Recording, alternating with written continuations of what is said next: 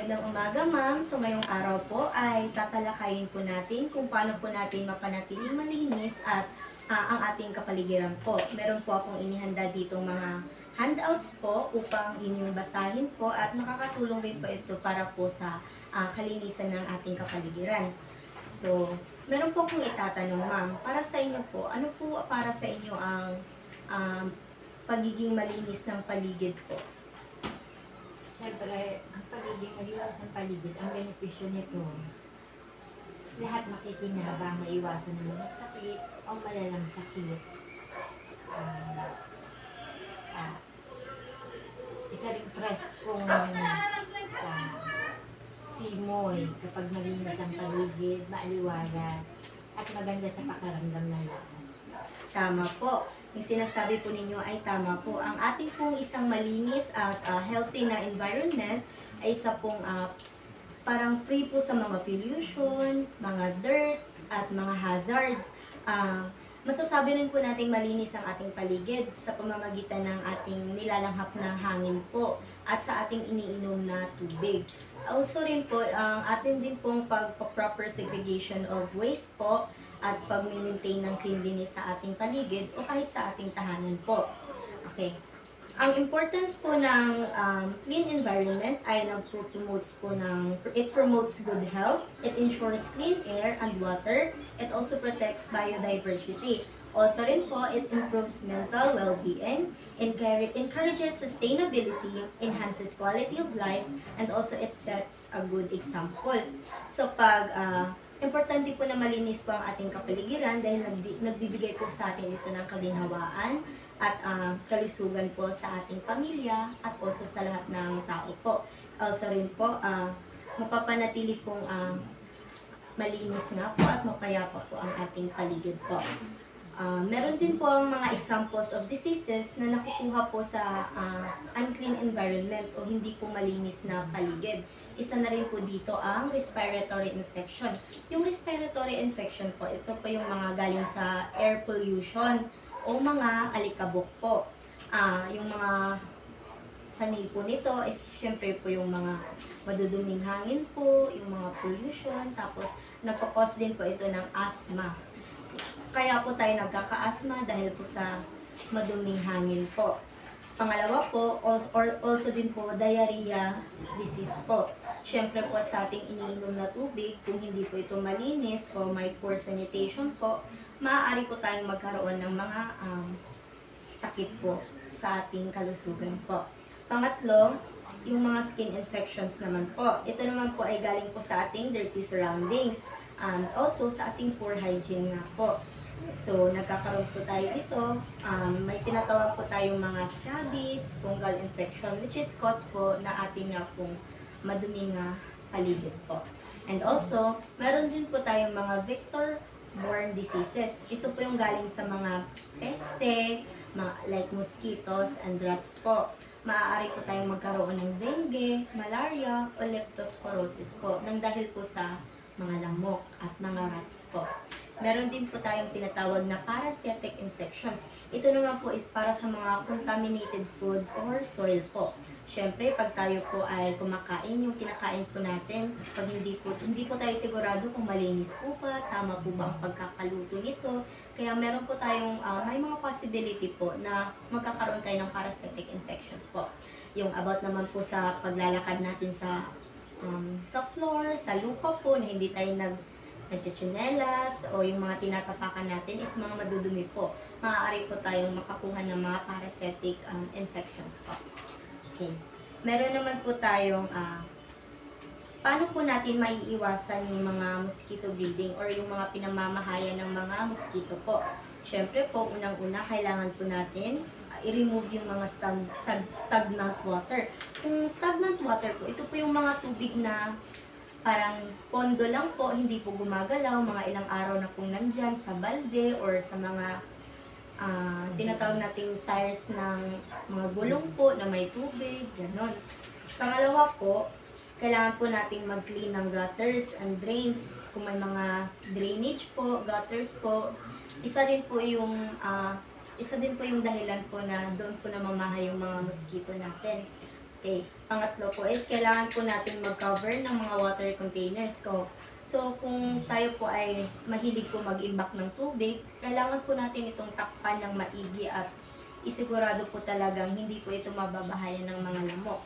Pang-apat po, kailangan din natin mag-change ng water regularly, lalo na pag meron po tayong mga halaman or mga vases po na naglalagay po tayo ng water doon, kailangan din po natin yung palitan regularly po. And then, meron din po tayong using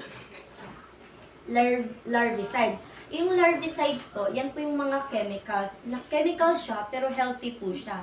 Ginagamit po yun siya pangpatay po ng mga peste, ng mga itlog ng mosquito. Yun po, ano din po siya, safe siya sa animals at sa tao. At meron din po tayong, kailangan po nating i-maintain yung ating surroundings. I-maintain na malinis, i-maintain po na maaliwalas, at hindi nga po yung mga tubig po na hindi ginagamit, kailangan po natin yung alisin para po ma-prevent natin yung mga pamamahay po ng mga lamok. Okay. At kung tayo rin naman po ay may mga budget, pwede rin po tayong mag-install ng mga screen sa ating mga bintana po para hindi po makapasok yung mga lamok. Okay. Dito naman po tayo sa how to maintain a clean and healthy environment. Okay, sa number 1 po, proper waste disposal. Ang tama pong pagsisegregate ng ating mga basura at pagdidispose po nito ng nasa tama po. Kaya kung recyclable po ba or hazardous po ito. At number 2, kailangan po natin mag-reduce, reuse at recycle. I-minimize po natin yung waste po by reusing materials and recycling when possible. And also avoid littering po. Iwasan po nating magtapon ng basura. Kung maaari po, atin po itong itapon sa tamang lalagyanan po. And then, keep surroundings clean. Paulit-ulit po tayo sa keep surroundings clean. So, napaka-importante po talaga na panatilihin nating malinis ang ating kapaligiran o kahit ang ating tahanan po.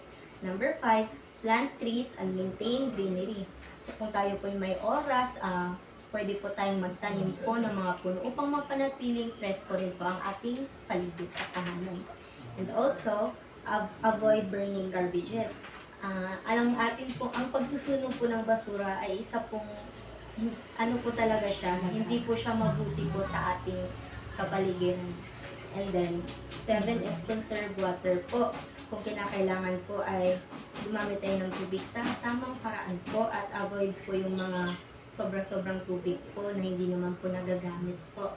The number 8, use eco-friendly products. Kung maaari din po, pwede tayong gumamit ng mga eco-friendly na products. Meron na po tayong mga eco-friendly ngayon na parang affordable lang po siya. Para din po maiwasan natin yung mga masyadong maraming basura kagaya ng mga plastics na hindi po mabuti sa ating kapaligiran. And number 9, practice energy conservation. Yung mga hindi po natin nagagamit na appliances para rin po makakonserve tayo sa energy ay kung maaari atin pong patayin. Dahil meron din po itong mga problema if hindi naman po ginagamit tapos nananatiling nakasaksak, maaari pong mag-cause ng sunog. And number 10, promote environmental awareness. So kung kayo po ay may kaalaman naman about sa environmental po, sa cleanliness, maaari din po natin ibahagi sa pamilya, sa kaibigan, sa mga anak, para din po aware sila kung ano yung mga dapat gawin upang mapanatiling safe, clean ang ating environment. Okay po ma'am, meron lang po tayong simple recall lang po. So, maaari niyo po bang i-recall kung ano po yung mga diseases na nakukuha natin sa mga unclean environment po? Gaya ng nabanggit mo nga, yung respiratory disease, Opo. sa skin diseases, at yung, syempre, isa na dyan, sa tubig na hindi malinis, pwede tayo makakuha ng diarrhea. Tama po. Maaari nyo rin po ba sabihin ano po ang importansya ng malinis na kapaligiran? Gaya nga ng nabanggit mo, maganda sa pakiramdam, presko, Tama po. maliwanag yung parang sa araw-araw magaan yung pakaramdam mo pagka malinis ang kapaligiran mo. Tama po.